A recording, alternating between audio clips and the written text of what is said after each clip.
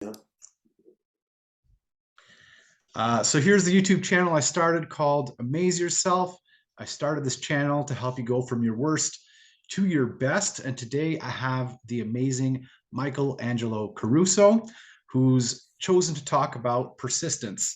I know Michael as a speaker. He's a keynote speaker, 2 TED Talks, and an author. Was Life Hacks the name of your newest book? Is that correct? Work Like hacks. Work Hacks. Sorry, I apologize. Work Hacks is the name of your new book. How you doing, Michael? I'm great. Thank you. Thank you for the amazing adjective. A lot of people introduce me as the sufficient Michael Angelo. Yeah. Well, I like amazing, so I always live up to the sufficient billing, not so much to the amazing. I've set the bar high for you today. Yeah.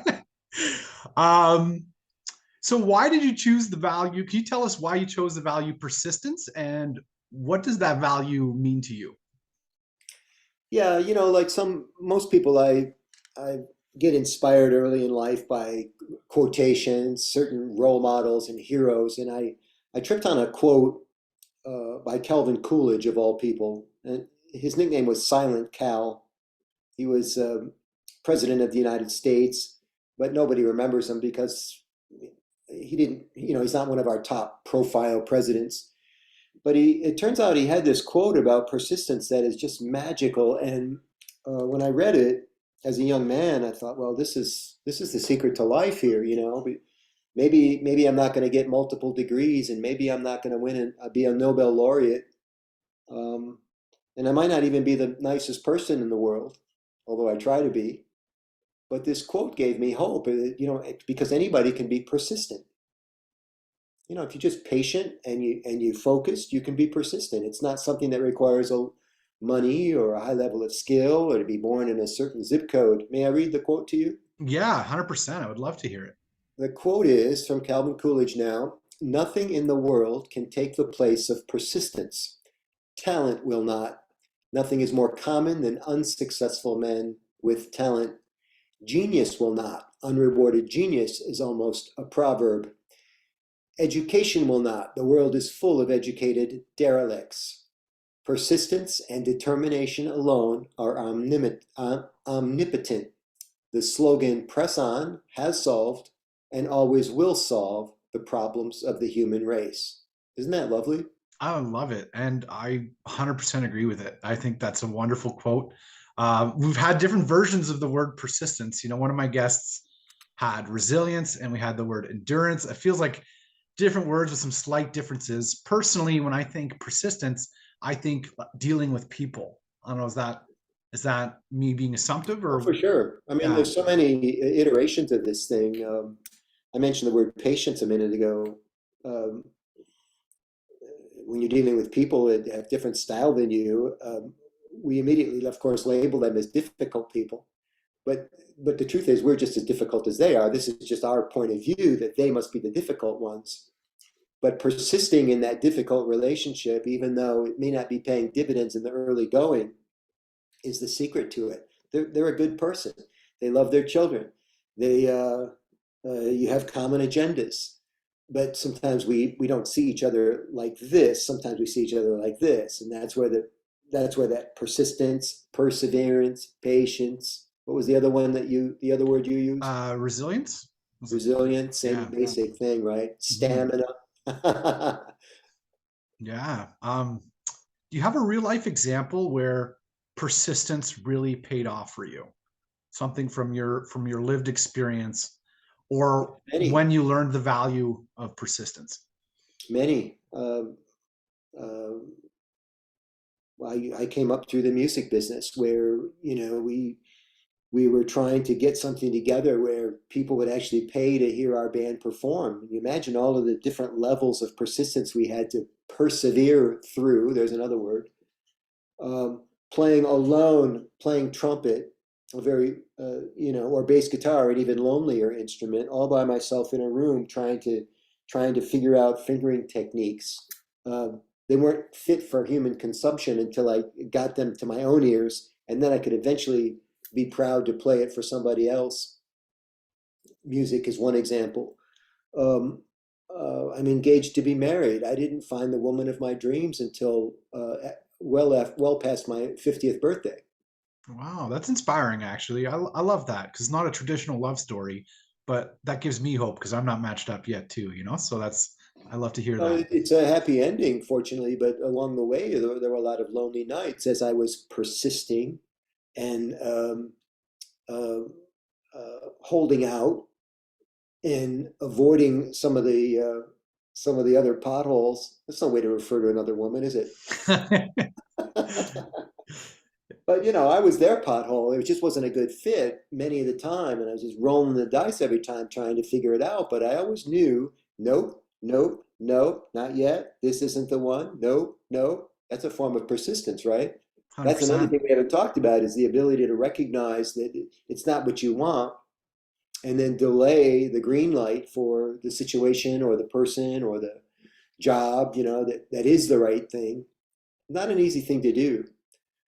Willpower is, I think, attached to persistence. Discipline is attached to persistence. I guess persistence, you got me thinking. It's like we use the term luck, right? But if you roll the dice 100 times, you're going to get some good results, right? Like if you roll them, you're going to get some. If you roll the dice so many times, eventually you'll get the results you want, you know? Well, you're not going to get as good the results nearly as frequently as if you were flipping a coin, Yeah, yeah, for sure. Exactly. Yeah. So it 50 depends. 50, right? Yeah. Yeah, I love that. What about I guess speaking? You must have had to deal that with speaking because I'm just starting off and it's a lot of hard work with not much coming back. I'm happy to say that speaking gigs are starting to come in, but at the beginning it's a lot of hard work with very little coming back, you know? Yeah, for sure. The persistence is there as well. I mean, most people don't really understand what the speaking business is about. You and I have talked about this a couple times. It's because in any field, in any endeavor, if you're watching somebody who's really good at it, it seems easier than it really is. Think about a guy who juggles really well, or a guy who plays a musical instrument. A woman plays a musical instrument extremely well. Um, how many times have you been at a street fair, an art fair, and the person sketching or painting, creating, is there at curbside, and you look at it for a few minutes, maybe you've had a couple of beers, and you go, I could do that. No, you can't. I think the speaking business is a lot like that. For example, you could persist and get really good at this, at delivering content. But if you don't persist to develop really clever, original content, like you could deliver other people's stuff, that's one form of persistence, enough times to get a reputation in the community. But everybody would know you're just quoting Stephen Covey or Gary Vee or Anthony Robbins, right? But that's only one kind of persistence is the oratorical, the delivery system. But to actually persist on an intellectual level and curate your own original content is an entirely different, it's almost like a hidden game in the speaking business.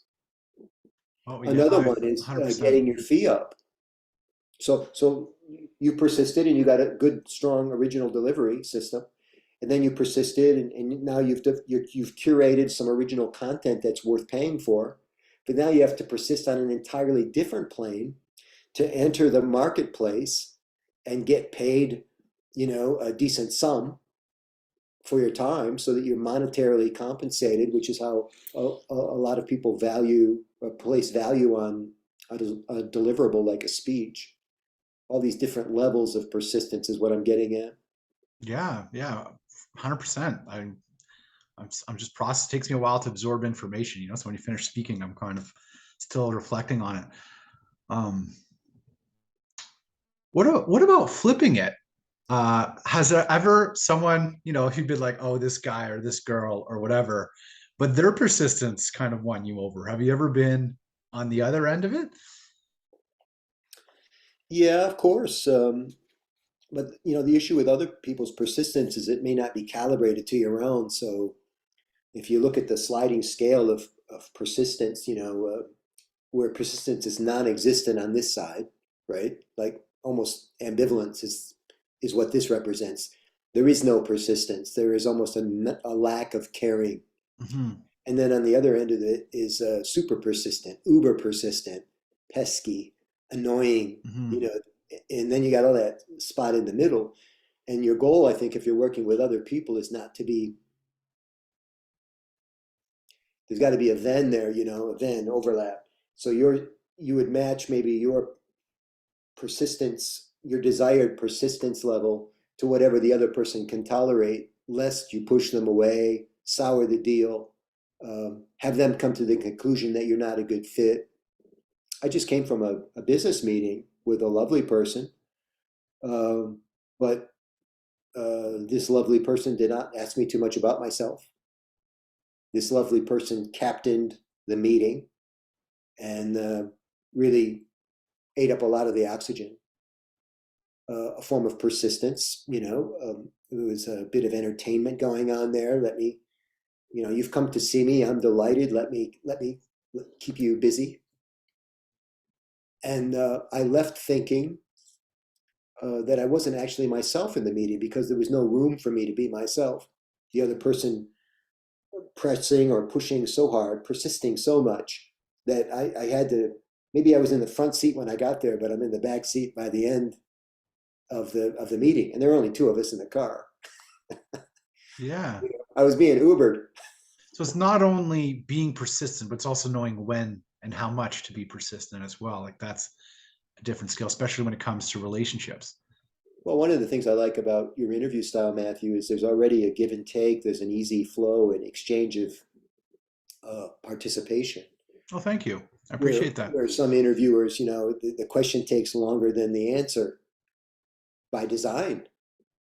And You're so, my guest. I mean, I feel it's just polite to give you the spotlight, right? That's like that's my mentality, anyways. And I one of think my the favorite, gem. Sorry, the gem that you shared with me that I would like to just ring back to you because for me it was really life changing. But it was first be interested, which is what I'm trying to do right now, and then be interesting. yeah. That was a gem you gave me, so thank you. So that's a thank you. That's like it's a delayed persistence because I'm going to get you. I'm just not going to get you first. Mm, I'm going to show interest in you, give you some oxygen, let you participate, get your footing, be yourself, all those things I wasn't allowed to do in my most recent meeting. And then, if it's appropriate, if there's a fit, if we have time, I'll persist and get my agenda to you, and hopefully we'll have some movement on something that's mutually beneficial. If it's a functional type of meeting. I have three brothers, and it's surprising how often the conversation ends with them saying, one of us saying we have to go, and my brother saying to me, I guess I did all the talking in this call. I want to know how you are. And I say, well, we're out of time. I got to go. You got to go. Let's catch up later. But it's because of that very thing that you just mentioned is I'm interested first, and then interesting second.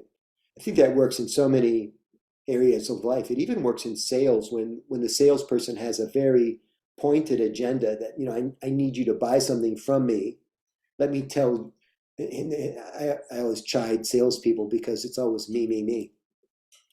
I need a meeting with you so I can talk about my presentation, my company, show you my slide deck. You know, it's a full court press. And when I do sales coaching, I teach something called the reverse presentation, which is I'll get the other person, because I do a fair amount of selling in my own business. I sell books, I sell keynote speeches, I sell consulting services. And the reverse presentation is you don't see my slide deck until you're done presenting, and you don't even know you're about to present, but I have questions. And so that's it. How are you doing? What's been going on? Where does it hurt? Remind me why we're taking a meeting. How might I serve you? You see, so it's that reverse presentation before I persist with my own agenda. It's lovely. It took me a long time to get there. It wasn't something that I've been using my whole life. took persistence to No, develop. the reverse presentation. Yeah. Yeah. I Because persistence, if you listen to the quote, I got to come at you. but for every yin there's a yang, right? The tide goes in, the tide goes out. Pendulum swings this way, and then guess what? It's going to come back the other way. And I didn't learn that. I learned the persistence the first half of my life, and I learned the pendulum's got to swing the other way the second part of my life. That's when I became a better person, a better listener. Was there a time or a moment that you can pinpoint when that became important to you, or did it just kind of happen organically over I time? don't know that there was a seminal moment. I guess if I gave it some thought, there would be examples of that.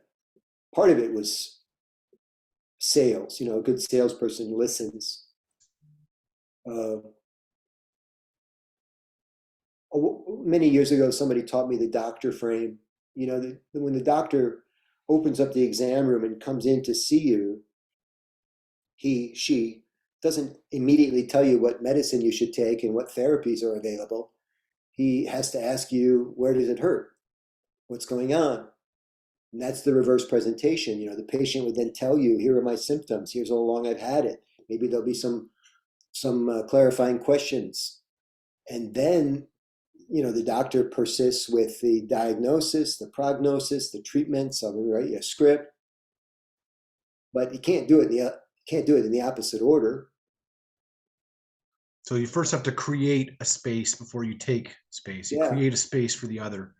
yeah. I mean, one of my early sales jobs, I was on the phone making 50 outbound calls a day, 50, trying to, sell piece parts for telephone systems. And I didn't call and say, do you need this? Do you need this? Do you need this? I mean, I could, and a lot of salespeople did it that way, but I always opened with other things like, how was your weekend? What are you doing for fun this weekend? How have you been? I haven't talked with you for a while. Are you going to go to this trade show next month? Um, how's your kid doing? I know that he was having trouble graduating from high school. Give me an update. And somehow that exchange put me in a better spot to then, and they were more open to talking about what they did need, right? But if you just came in, it was like a cowboy kicks open both doors of the saloon. You know how they swing. He got his hands on both guns. He goes, you know, new sheriff in town. It doesn't work as well. Doesn't work with people. Yeah. I mean, it works on occasion, but I don't want that to be my only tool. I think the new tool you developed is a much more effective tool. It's like the iPhone 15 versus iPhone 1. I don't know what they're at. iPhone, but I think the tool you've developed is better than your original tool. That just Yeah, it's a good analogy. It's yeah. more sophisticated. It's more refined. Got some of the bugs out. Yeah, 100%. Wow. Like sharing a lot of gems today, a lot of wisdom. I appreciate it. I'm just taking a little time to soak it in. sure. Wow. Yeah, I'm trying to think. How has persistence played out for you?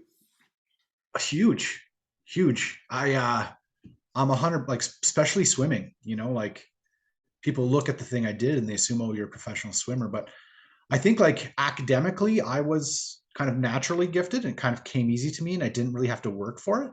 Whereas athletically, I'm not a natural athlete at all. Like I used to Yeah. weigh 260 pounds, used to be a big guy, very uncoordinated. But strangely enough, I've gotten way more success athletically than I have academically simply because I worked harder. I think 100% I've seen the effects, of persistence there. I think that's key too, and congratulations, by the way, on your breakthrough and all your athletic success. It's Thank you. amazing. But I mean, think about this. Um, I have never struggled with my weight. It's not something I had to persist at. I've weighed the same thing my entire adult life, 162, 161 to 165, never varied. It's some combination of luck and genes, I suppose. But I persist in other things. And maybe because I persist in those other things, the weight falls into line. Or maybe because I persist in other things, I honor my diet more religiously than I otherwise might. I don't experiment a lot with food, which kind of maybe keeps me in that range. But I think that it's a good idea, whether you struggle with life's basics or not, to find something to persist at because it's that slight drag that makes you better as a person. If everything came easy, we'd all have a much different outlook on things. But because we work hard at some stuff, I think it makes our lives better, don't you? 100%. I think like what I'm hearing from you is growth and value, so if you persist, you will grow. Yeah. And I think you value more the things you had to work at to grow because you feel like you've earned them, right? Yeah. How do you know when to quit persisting? That's a fantastic question. I don't have a good answer for you on that. Intuition, I guess, sometimes it is the right call to stop, I think, uh, I don't know. What's your answer to that one? Feedback loops. The universe will tell you if you're, trying to tilt a windmill, as Don Quixote used to do. I like that reference. Um, Sometimes it's boredom, or what the French call ennui. You just get tired of doing something and not getting a return. So you vector. You know, this didn't work, so I'm going to take this angle now. I'll get what I want this way. You know, somebody told me just a few minutes ago that she was going through an intersection, trying to get through an intersection. There had just been a terrible accident, and everything was shut down, and the coppers were trying to deflect traffic, and um, at that stage, the red light, the stoplight, and a four-way stop is useless. You got to pay attention to your signals. You go back to the brainstem, just trying to figure out basic stuff. There's no sophistication at a four-way stop when there's been a multiple car accident. And there was no way to go through the intersection because it was not the intersection it was supposed to be. The only way to get to where she needed to go was to vector, right turn, left turn, turn around. But she still got to her destination. And in that case, the decision was made for her, right? Yeah, I think Sometimes we have to make those decisions independently of ourselves, when to stop persisting.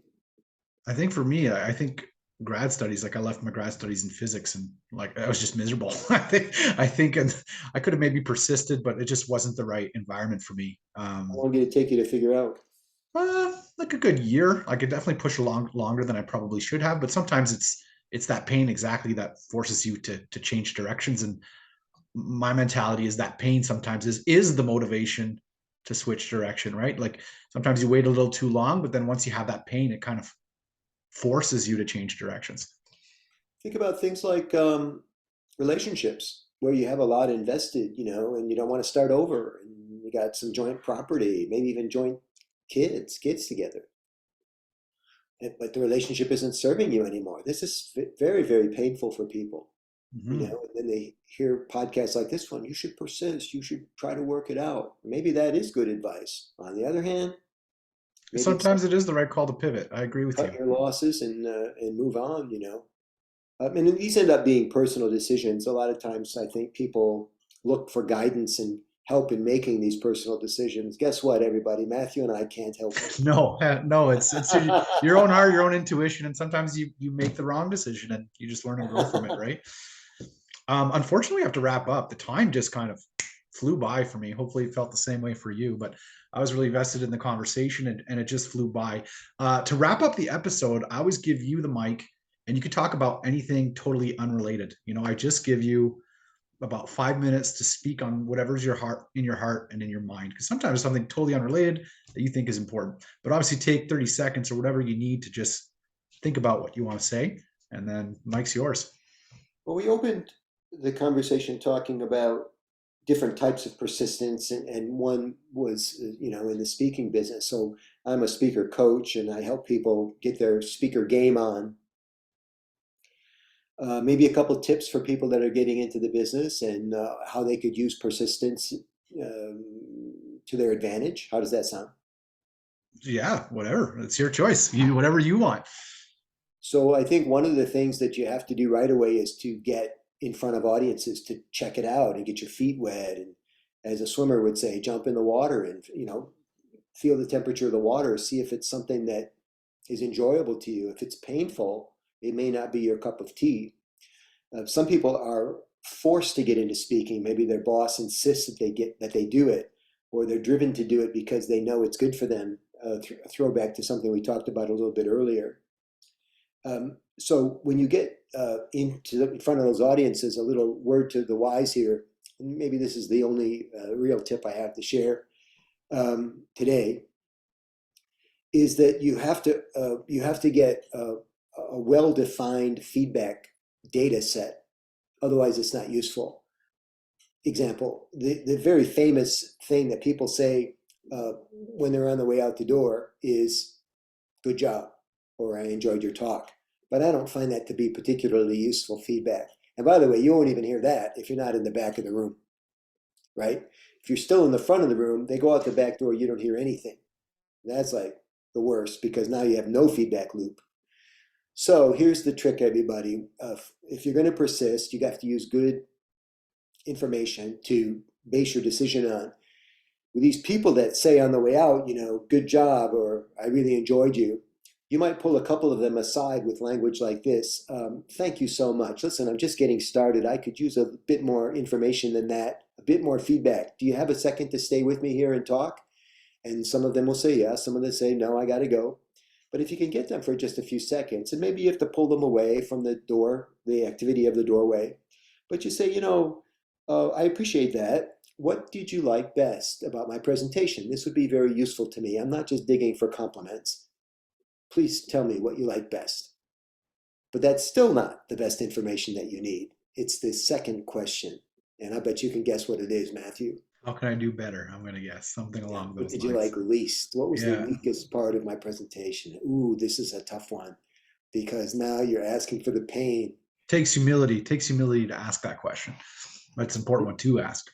And some of the people will say, "Well, I liked it all," which is probably not the truth, but you have to accept it if that's what they say. But if you persist and you're patient, the best feedback will come third or fourth question in Mhm.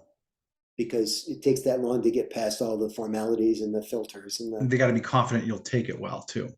yeah. Mhm. And by now, they've invested a little bit of time. This guy is really serious. He does really want something. Let's see if I can dig a little deeper and get him what he needs. And then they'll tell you, "It seemed like you could do better with the content. It was not as it was too shallow." Yeah. Or they might say your icebreaker, your opening bit was weak, didn't work for me. Okay. Or you got to stop wearing that jacket. I've heard it all. Really, eh? I thought Oh, high school, the same thing. They notice what you're wearing. It's really funny. Like you wore that shirt 2 days ago. Like they'll totally call you on it. and you It's know funny. who's worse with the looks? The women are brutal with other women. Oh yeah.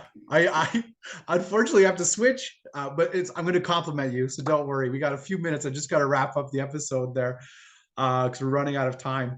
I always finish my episode by giving 3 compliments to my guest. And the reason behind that is my life purpose is to be a light for dark places. And I've realized 2 ways to be a light.